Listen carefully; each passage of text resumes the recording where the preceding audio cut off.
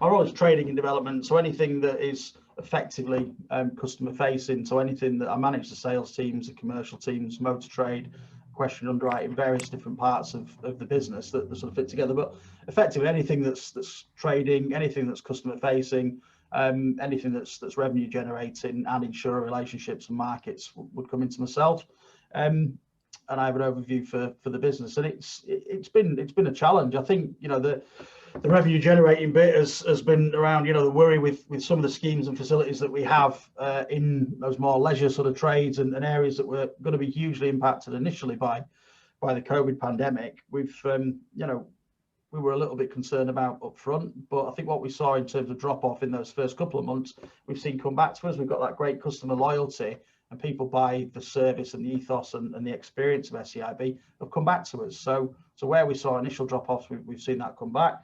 The customer service part was a challenge, obviously, just in terms of maintaining that. And I think generally speaking, the client, the customer has been fantastic through this. I think, you know, we've had a job to educate and to bring people along, and I think we've done a tremendous job in terms of digital marketing and just connecting with our customers really through that time, as well as what the teams are doing on the phone. So they waited, they sort of bore with us a little bit for the first few weeks while it was really, really challenging, but you know, retention's been as high as ever, and new business is good, so things have gone well. I think probably the most challenging thing has been the markets.